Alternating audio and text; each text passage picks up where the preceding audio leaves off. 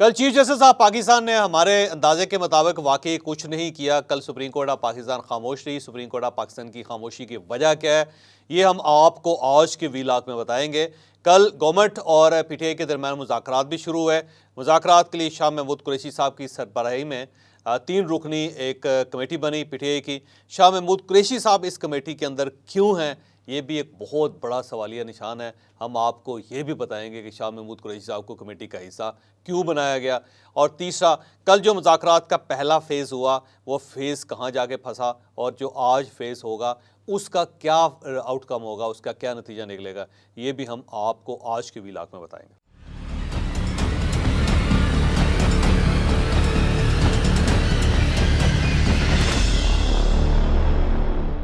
कल supreme court of Pakistan का bench बैठा और चीफ जस्टिस ऑफ पाकिस्तान उसकी सरबराही कर रहे थे। जस्टिस इजाजुल एहसन साहब उनके साथ थे, जस्टिस मुनीब अख्तर साहब भी उनके साथ थे। जब समाज शुरू हुई तो सबका ख्याल ये था कि आज सुप्रीम कोर्ट ऑफ पाकिस्तान की तरफ से कुछ धमाका होगा, क्योंकि सब लोगों ने अपनी सीट बेल्ट बांधी हुई थी। गवर्नमेंट खासी परेशान थी कि कहीं आज से तौहीन अदालत की कार्रवाई स्टार्ट ना हो जाए या फिर गवर्नमेंट को चलता ना कर दिया जाए सुप्रीम कोर्ट ऑफ पाकिस्तान की तरफ से। लेकिन जब बेंच बैठा तो बेंच की जो बॉडी लैंग्वेज थी वो बहुत पुरुमीद नहीं थे। दोनों जजेस, जिसमें जस्टिस इजाजुल एहसन साहब और जस्टिस मुनीब अख्तर साहब, वो बिल्कुल खामोश बैठे रहे और उनकी बॉडी लैंग्वेज के अंदर भी को बहुत ज़्यादा तवानाई नज़र नहीं आई किसी को। जितनी देर समाज चलती रही इन दोनों जजेस ने कोई एक भी सवाल नहीं उठाया और ना ही कुछ चीज़ पूछी, ना कुछ चीज़ बताई, बिल्कुल खामोश बैठे रहे। चीफ जस्टिस ऑफ पाकिस्तान की बॉडी लैंग्वेज में भी वो तवोताक नहीं थी जो इससे पहले होती थी। उन्होंने भी बड़ा सिंपल सा चीज़ों को रखा, पूरी गुफ्तगू सुनी और उसके बाद कहा कि हम कोई डेडलाइन नहीं दे रहे आपको, हम आपको कोई ऑर्डर नहीं दे रहे, हम आपको सिर्फ हमने एक तजवीज़ दी थी कि मुज़ाकरात करें और मामलात को सेटल करें, तो अब हम बाकी जो कुछ लिखेंगे वो हम फैसले में लिखेंगे। तो उसके बाद फिर ये बेंच उठ गया और अगली तारीख ज़ाहिर नहीं दी गई। तो ये एक बड़ा अचंभा था, सब लोग बड़े हैरान थे कि इस बेंच ने नेक्स्ट हेयरिंग की डेट क्यों नहीं दी। हमारे जो जर्नलिस्ट हैं उन सबका ये कहना था कि ये मुलतवी कर दिया गया तवील मुद्दत के लिए या फिर ता हुक्म सानी इस बेंच की जो समाअत है इसको मुलतवी कर दिया गया। बहरहाल कुछ लोगों का ये भी ख्याल था कि शायद शाम तक इसका फ़ैसला आ जाए और वो फ़ैसला शायद को तहलका मचा दे, लेकिन उससे पहले गवर्नमेंट ज़ाहिर एक्टिव थी। गवर्नमेंट ने कौमी असम्बली में मियाँ शहबाज शरीफ साहब जो वज़ीर साहब हैं उनके लिए एतमाद के वोट का बंदोबस्त कर लिया। जब आपको याद होगा कि अप्रैल 2022 में जब मियाँ शहबाज शरीफ साहब ने एतमाद का वोट लिया था तो उस वक्त 174 अरकान ने इन्हें वज़ीर आज़म बनाया था, लेकिन कल जब बाकायदा गिनती हुई तो 180 MNA जो थे वो इनके हामी निकले, तो 6 वोट्स का इजाफा हो गया।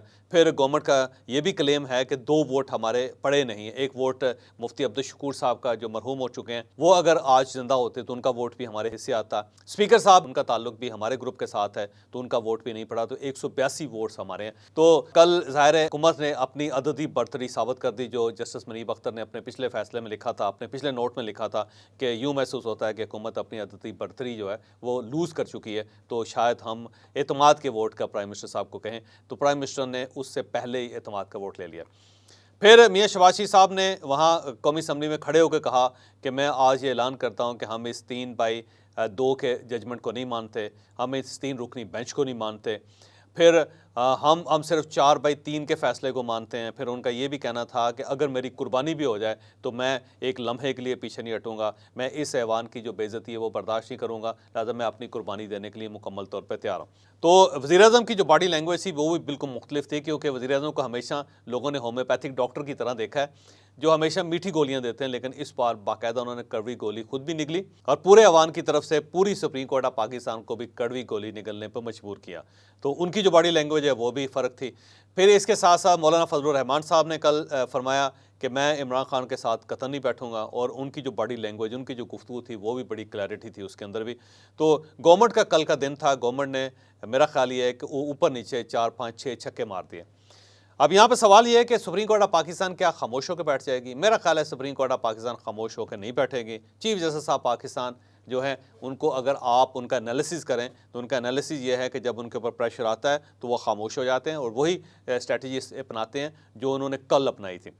वो खामोशी से बैठ कर चीज़ों को देखते रहते हैं और जब शिद्दत कम हो जाती है तो फिर वो गेंद फेंकते हैं। और इस वक्त मुझे ये लगता है कि ये 3 रुकनी बेंच बाकायदा जैसे बॉलर गेंद को रगड़ते हैं तो ये 3 रुकनी बेंच भी बॉल को रगड़ रहा है और जिस तरह आप एक फास्ट बॉलर होता है, जब बॉल फेंकना चाहता है तो वो उससे पहले विकेट से पीछे जाता है, आपने देखा होगा, ऑलमोस्ट क्रीज के पास जाके वहाँ से दौड़ लगा के फिर गेंद फेंकता है। तो ये क्योंकि ख़ुद भी क्रिकेटर हैं और क्रिकेट को पसंद भी करते हैं और इमरान खान साहब के फ़ैन भी हैं ये तीनों जजेस, तो मेरा ख्याल ये है कि गेंद को चमका रहे हैं और इसके बाद इन्होंने, क्योंकि एक बाउंसर मारना है, बड़ी खौफनाक गेंद फेंकनी है, तो उसके लिए ये बाकायदा रन लेने के लिए ये क्रीज़ के पास जा रहे हैं आहिस्ता आहिस्ता और वहाँ से फिर दौड़ लगा के वापस आके गेंद फेंकेंगे।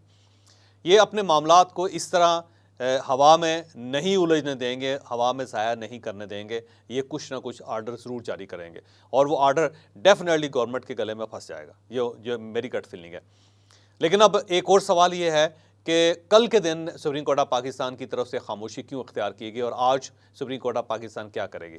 उसकी मेन रीज़न जो है वो मुज़ाकरात की मेज़ है और मुज़ाकरात की मेज़ क्योंकि चीफ जस्टिस ऑफ पाकिस्तान की अपनी ख्वाहिश थी और उस वजह से ये मेज़ सजाई गई है।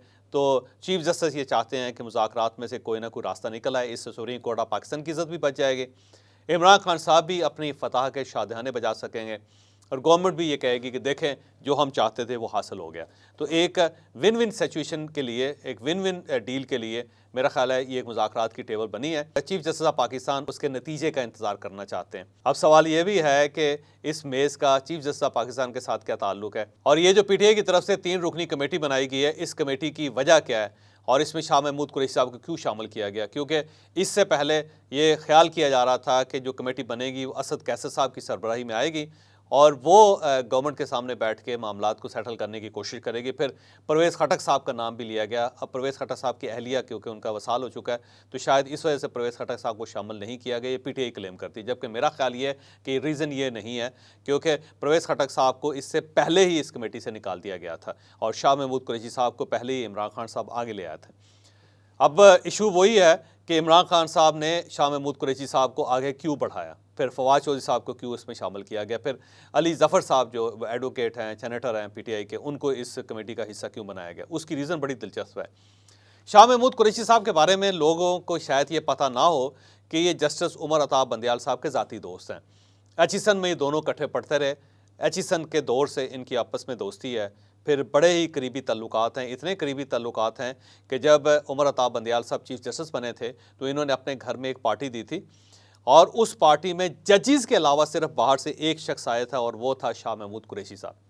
यानी शाह महमूद कुरैशी साहब इतने करीब थे कि उस शाम जब ये चीफ जस्टिस बने, इन्होंने हल्फ उठाया तो उस रात इन्होंने तमाम अपने साथी जजेस को घर पे दावत दी खाने की और उसमें एक बंदा जिसका ताल्लुक जुडिशरी के साथ नहीं था वो शाह महमूद कुरैशी साहब थे। उससे आप अंदाज़ा लगाइए कि ये कितने करीब हैं। फिर इसी तरह चीफ जस्टिस उमर अताब बंदयाल साहब की जब साहबजादी की शादी हुई तो उस वक्त शाह महमूद कुरैशी साहब रिसेप्शन पे खड़े थे, अब मेहमानों का बाकायदा इस्तकबाल कर रहे थे। तो इनके आपस में बड़ी गहरी दोस्ती, बड़ा गहरा रिलेशन है। हम हमेशा ख्वाजा तारक रहीम साहब की तरफ उंगली उठाते हैं कि वो बहुत करीब हैं, जबकि ऐसा मसला नहीं। जो सबसे ज़्यादा करीब अगर कोई इस सारे सिनेरियो के अंदर है तो वो शाह महमूद कुरैशी साहब हैं। तो शाह महमूद कुरैशी साहब, मुझे यूँ लगता है कि चीफ जस्टिस ऑफ पाकिस्तान की ख्वाहिश पे या इमरान खान साहब ने ये सोचा कि क्योंकि चीफ जस्टिस के साथ इनकी दोस्ती है तो इसका फ़ायदा उठाते हुए शाह महमूद कुरैशी की सरबराही में हम ये मुज़ाकरात करवाते हैं, उसका फिर कोई ना कोई नतीजा ज़रूर निकल आएगा। तो कल शाह महमूद कुरैशी साहब की सरबराही में 3 रुकनी कमेटी बनी पीटीआई की, फिर फवाद चौधरी साहब को उसमें शामिल किया गया और फवाद चौधरी साहब को शामिल करने की 2 वजूहात थी। पहली वजह, फवाद चौधरी साहब खुद वकील हैं और वकील भी ऐसे हैं, इनके घर से चीफ जस्टिस भी थे, इनके इफ्तिखार चौधरी साहब लाहौर हाई कोर्ट के, आपको पता होगा सुप्रीम कोर्ट ऑफ पाकिस्तान भी आए थे वो, तो इसलिए भी उनको शामिल किया गया। और दूसरी उसकी वजह यह है कि शाह महमूद कुरैशी और फवाद चौधरी के साथ के दरमियान कोई ताल्लुकात बहुत अच्छे नहीं हैं। ये दोनों एक दूसरे को शक व शुबहात की नज़र से देखते हैं। तो फवाद चौधरी साहब को इसलिए भी शामिल किया गया कि अब वो इनके ऊपर नज़र भी रखें। और तीसरा, अली ज़फ़र साहब को शामिल किया गया। अली ज़फ़र साहब की शमूलियत की वजह उनकी कानून की बैकग्राउंड है, वो ज़ाहिर है बहुत नामवर वकील हैं। उनको इसलिए शामिल किया गया कि कहीं अगर कोई आइनी मामलात हों तो वो इस मामले को समेट लें। अब कल के दिन मुज़ाकरात का पहला दौर हुआ और उस दौर में पीटीआई ने 3 शराइत पीडीएम के सामने रखी। पहली शर्त ये थी कि इलेक्शन हर सूरत जुलाई यानी 3 जुलाई तक हो जाने चाहिए और ये डेट दी गई बाकायदा जुलाई की। अब सवाल ये है कि जुलाई में क्यों इलेक्शन करवाना चाह रही है पीटीआई। उसकी दो वजूहात हैं कि अगर जुलाई में इलेक्शन हो गए तो चीफ जस्टिस ऑफ पाकिस्तान उस वक्त तक अपनी कुर्सी पे होंगे, क्योंकि उन्होंने सितंबर में रिटायर होना है, और प्रेसिडेंट ऑफ पाकिस्तान भी अपनी चेयर पे होंगे और उन्होंने भी सितंबर में रिटायर होना है। तो दो जो मेन इस वक्त सपोर्टर हैं पीटीआई के, इमरान खान साहब ये चाहते हैं कि उनकी मौजूदगी में इलेक्शन हो जाए। लेकिन अब सवाल ये है कि क्या गवर्नमेंट इसको मानेगी। मेरा नहीं ख्याल कि गवर्नमेंट इसको मानेगी, क्योंकि गवर्नमेंट को सेक्रीफाइस करना पड़ेगा बहुत ज़्यादा, और गवर्नमेंट को पता भी है, ये गवर्नमेंट ये जानती भी है कि क्यों ये जुलाई की तारीख दी जा रही है। तो गवर्नमेंट मेरा नहीं ख्याल कि इस शर्त को मानेगी। दूसरी शर्त जो पीटीआई की तरफ से थी वो ये थी कि तीनों असम्बलियाँ तोड़ दी जाएँ। अब सिंध की असम्बली तोड़ दी जाए वक्त से पहले, बलूचिस्तान की असम्बली वक्त से पहले तोड़ दी जाए, और कौमी असम्बली वक्त से पहले तोड़ दी जाए। अब इस पर सवाल ये है कि गवर्नमेंट क्यों तोड़ेगी, जबकि गवर्नमेंट ने 180 वोट्स हासिल किए हैं कल के दिन। वज़ीर-ए-आज़म साहब ने एतमाद का वोट लिया 180 MNAs के साथ। तो अब ये अपने इक़्तिदार को या अपनी असम्बली को क्यों इस तरह ब्रेक करेंगे। और दूसरा, इस सारे सिनेरियो में बलूचिस्तान असम्बली का क्या कसूर है और सिंध असम्बली का क्या कसूर है। उनके MPs या उनके अवाम को क्यों महरूम किया जाए, उनसे 2-3-4 महीने पहले क्यों मैंडेट वापस लिया जाए। मेरा नहीं ख्याल कि गवर्नमेंट इसके लिए राज़ी होगी। और तीसरा जो मुतालबा था वो बड़ा दिलचस्प था पीटीआई की तरफ से।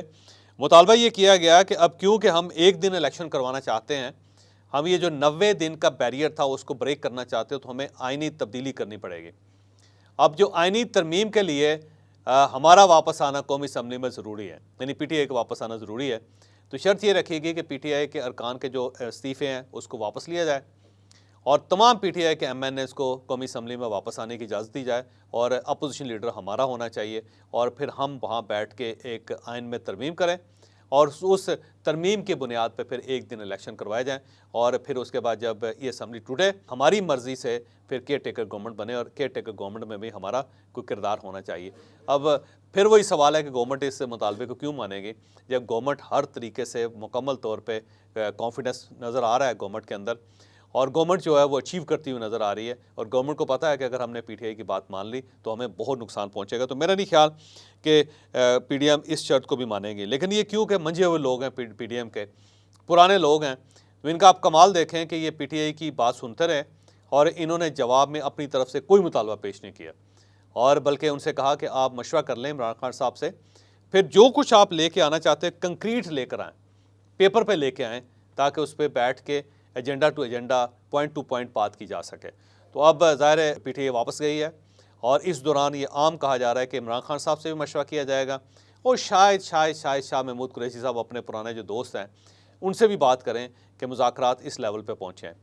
अब जो पीटीआई है उसको एक चीज़ का सहारा है कि सुप्रीम कोर्ट ऑफ पाकिस्तान या अदलिया इनको सपोर्ट कर रही है, और अगर अदलिया सपोर्ट करती है तो डेफिनेटली ये एक विन विन सिचुएशन में होंगे। लेकिन अगला सवाल ये है कि क्या इस वक्त अदलिया वाकई इस पोजीशन में है कि वो इमरान खान साहब को सपोर्ट कर सके। तो मेरा ज़ाती ख्याल ये है कि ये जो ऑडियो लीक्स आई हैं, जिस तरह पार्लियामेंट ने एक सॉलिडेरिटी का मुजाहरा किया है सुप्रीम कोर्ट ऑफ पाकिस्तान के सामने, जिस तरह पीडीएम डटी हुई है अपने मामले पे, और जिस तरह पीडीएम ने अपना वज़ीर-ए-आज़म कुर्बान करने का फ़ैसला कर लिया है, तो अब supreme court of Pakistan out of the way जाके पीटीआई को सपोर्ट नहीं कर सकेगी, तो उससे पीटीआई कमज़ोर हुई है। अब अगला सवाल ये है कि क्या ये मुज़ाकरात कामयाब हो जाएंगे। मेरा ख्याल ये है कि शाह महमूद कुरैशी साहब बड़े समझदार आदमी हैं, इनकी सिर्फ अटमोस्ट दो ही ख्वाहिशें होंगी। पहली ख्वाहिश ये होगी कि इलेक्शन जो है वो 8 अक्टूबर से आगे ना जाए, क्योंकि एक खदशा इमरान खान साहब को बल्कि पीटीआई को ये भी है कि कहीं ऐसा ना हो कि गवर्नमेंट अपनी मुद्दत पूरी करने के बाद इस असम्बली को 1 साल एक्सटेंड कर दे और अगले साल इलेक्शन चले जाएं, जिसका पीटीआई को नुकसान होगा। तो अब पीटीआई ये चाह रही है कि हर सूरत कुछ भी हो जाए 8 अक्टूबर पे पीटीआई और पीडीएम का एक समझौता हो जाए कि इलेक्शन हर सूरत 8 अक्टूबर तक ही होंगे, उससे आगे नहीं जाएंगे। और दूसरा वो ये चाहते हैं कि किसी न किसी तरीके से पीटीआई को कौमी असम्बली में वापसी का मौका मिल जाए। तो ये दो शर्तें हैं, ये दिखा ज़्यादा शर्तें हैं, लेकिन पूरी कोशिश है शाह महमूद कुरैशी साहब की कि इन दो शराइत पे तैयार कर लें पीडीएम को। और अगर पीडीएम इस पे नहीं मानती तो फिर डेफिनेटली शाह महमूद कुरैशी साहब सुप्रीम कोर्ट ऑफ पाकिस्तान जाएंगे और सुप्रीम कोर्ट ऑफ पाकिस्तान से रिक्वेस्ट करेंगे कि हमारी ये दो शर्तें हैं, हमने गवर्नमेंट की 8 अक्टूबर की शर्त मान ली है और 8 अक्टूबर को अगर ये इलेक्शन करवाते हैं तो हमें कबूल है। दूसरा ये है कि हम चाहते हैं कि हम कौमी असम्बली में वापस जाएं, तो फिर सुप्रीम कोर्ट ऑफ पाकिस्तान ये फैसला दे सकती है कि बिल्कुल ठीक है, क्योंकि सबकी दरख्वास्त थी कि एक दिन इलेक्शन होना चाहिए, 8 अक्टूबर जो है वो बेस्ट है, तो हम उसको 8 अक्टूबर को पंजाब और खैबर पख्तूनख्वा दोनों असम्बलियों के इलेक्शंस को 8 अक्टूबर तक मौखर करते हैं। तो ये चीज़ सेटल हो जाएगी, जिससे ज़ाहिर गवर्नमेंट फिर बैकआउट नहीं कर सकेगी। दूसरा, पीटीआई को उनकी वापसी का रास्ता खोल सकती है सुप्रीम कोर्ट ऑफ पाकिस्तान के वापस जाएं और जाके अपनी निशिस्त पे बैठें, तो स्पीकर साहब इस मामले में भी उन्हें फैसिलिटेट करना पड़ेगा। तो मेरा ख्याल ये आने वाले दिनों में कि शाह महमूद कुरैशी साहब की अब एक डायलॉग की जो एबिलिटी है उसका कोई ना कोई नतीजा निकलेगा। पीटीआई सिर्फ 2 चीज़ें लेके कौमी असम्बली में वापस जाके इस मामले को सेटल करने की कोशिश करेगी, लेकिन वो जो एक इमरान खान साहब की ख्वाहिश थी कि सारी असम्बलियाँ तोड़ दी जाएँ और अपनी मर्ज़ी की डेट ले ली जाए, तो इसमें इमरान खान साहब कामयाब नहीं होंगे।